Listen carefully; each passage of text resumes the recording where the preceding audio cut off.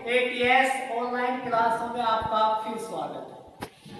आज अपन कक्षा 11 के भूगोल विषय के लिए पढ़ेंगे अध्याय नंबर 2 और उसका नाम है संरचना तथा भूआकृतिक विज्ञान। एक बार फिर सुनेंगे, संरचना तथा भूआकृतिक विज्ञान।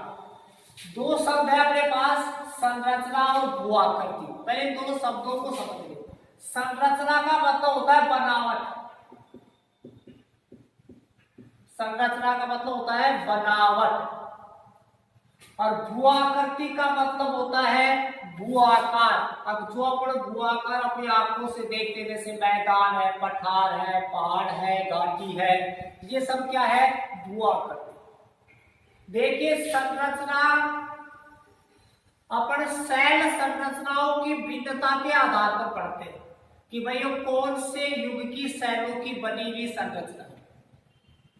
और भूआकृति के अंदर हमें धरातल की बनावट का, कि भाई कहाँ पहाड़ है, कहाँ पठार है, कहाँ मैदान है, आदि का अध्ययन करते हैं। और ये मुख्य रूप से आज अपन पढ़ेंगे भारत के संदर्भ में। किसके संदर्भ में पढ़ेंगे? भारत के संदर्भ में। देखिए, अपन पहले बात कर ले पृथ्वी की उत्पत्ति की। देखिए, पृथ्वी की उत्पत्ति ये माना जाता है कि लगभग 46 करोड़ वर्ष पहले पृथ्वी की उत्पत्ति हुई। और सबसे पहले अपन ये भी देखें, क्योंकि भारत के संदर्भ में पढ़ते हैं, तो सबसे पहले अपन ये देखें कि जब पृथ्वी की उत्पत्ति हुई तो भारत ग्लोब पे कहां स्थित था। देखिए, ये ग्लोब है, ये बीचों बीच है भूमध्य रेखा। भूमध्य रेखा, इसके ऊपर का भाग कहलाता है उत्तरी अक्षांश और नीचे का भाग कहलाता है दक्षिणी अक्षांश। आपको अचंभा होगा इस बात से कि प्रारंभिक युग के अंदर पृथ्वी, या यूं कह सकते हैं पृथ्वी के जो भूमध्य रेखा है, अगर इसमें भारत की स्थिति की बात करें तो ये भूमध्य रेखा के दक्षिण में स्थित था। प्रारंभिक युग की बात करें तो भारत भूमध्य रेखा के दक्षिण में स्थित था। जो आजकल अपने पहले अध्याय में अपने पढ़ा भी था पहले वीडियो के अंदर कि भारत भूमध्य रेखा के उत्तर में 8 डिग्री 4 मिनट से 37 डिग्री 6 मिनट उत्तरी अक्षांश का स्थित था। 8 डिग्री 4 मिनट से 37 डिग्री 6 मिनट उत्तरी अक्षांश, यानी यहां स्थित है भारत। लगभग यहां स्थित है भारत।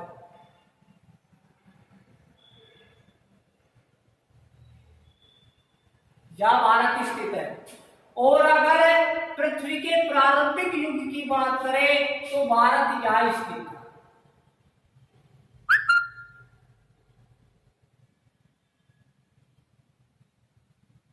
भारत यहां स्थित था, यानी भूमध्य रेखा के दक्षिण।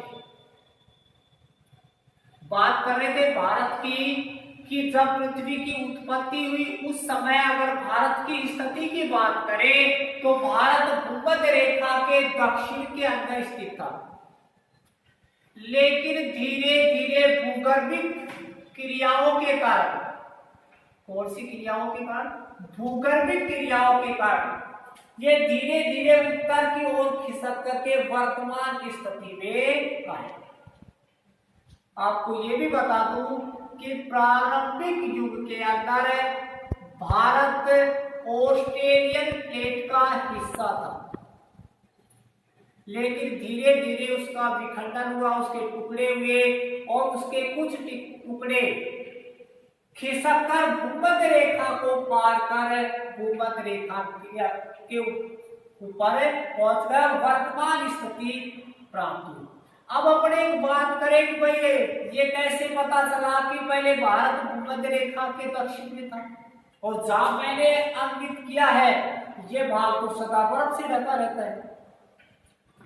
तो प्रायद्वीपीय भारत, अगर प्रायद्वीपीय भारत की बात करूं मैं, अब प्रायद्वीपीय भारत का ये जो हिस्सा है पठारी भाग, इस पठारी भाग में आज भी इस भाग पर बर्फ जमा होने के अवशेष प्राप्त होते हैं। अब भूमि के नीचे की जो परतें हैं उन परतों के नीचे, बर्फ के नीचे जो भूमि होती है, जो मिट्टी होती है, वो मिट्टी आज भी यहाँ प्राप्त होती है, जिससे ये अनुमान लगाया जाता है कि भारत प्राचीन काल के अंदर भूमध्य रेखा के दक्षिण में दक्षिणी ध्रुव के निकट स्थित रहा होगा। इसलिए लेकिन बाद में धीरे धीरे भूगर्भीय क्रियाओं के कारण ये भूमध्य रेखा को पार कर वर्तमान स्थिति को प्राप्त हुआ। अब बात करें शैल समूह। शैल का मतलब है जो पृथ्वी की ऊपरी सतह है, ये कौन कौन सी शैल है या भूमि के नीचे कौन कौन सी शैलें विद्यमान है, इनकी बात करें तो देखिए शैल समूह के आधार पर भारत में भिन्नता पाई जाती है।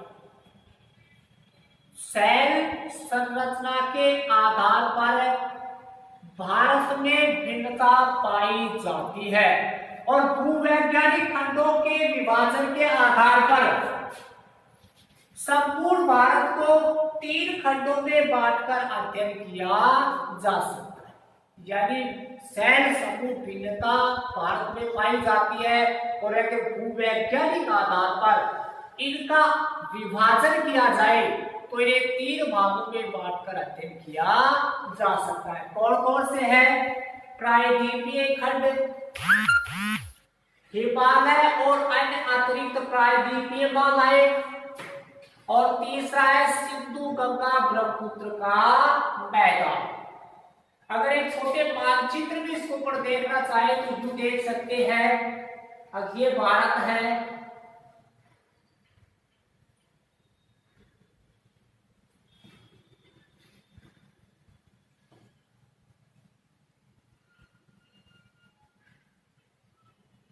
ये भारत अपना, इस भारत के अंदर ये आ जाएगा आपका प्रायद्वीपीय खंड नंबर 1।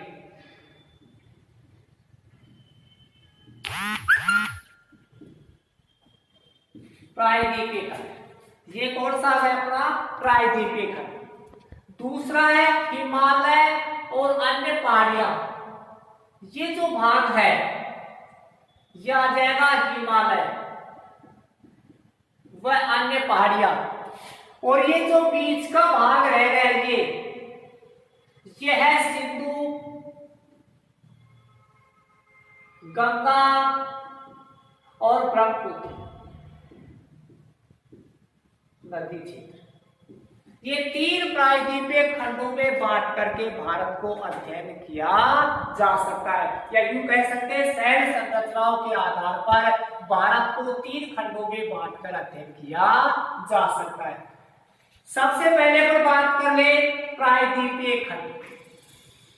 देखिए प्रायद्वीपीय खंड, जो ये प्रायद्वीपीय खंड है ये भारत का प्राचीनतम खंडों में से एक है, भारत के प्राचीनतम खंडों में से एक है, और यहाँ सतपुड़ा, ब्लॉक पर्वत आदि रपट घाटियों के उदाहरण यहाँ प्राप्त होते हैं, जो प्राचीनतम रपट घाटियां हैं।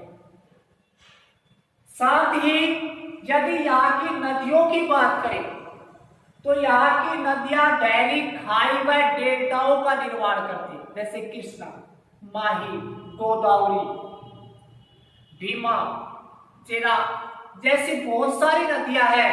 ये सभी नदियां डेल्टाओं का निर्माण करते हैं, यानी प्राचीनतम भूखंड है जहां नदियों ने अपने प्रवाह के द्वारा गहरी घाटी व डेल्टाओं का निर्माण किया है।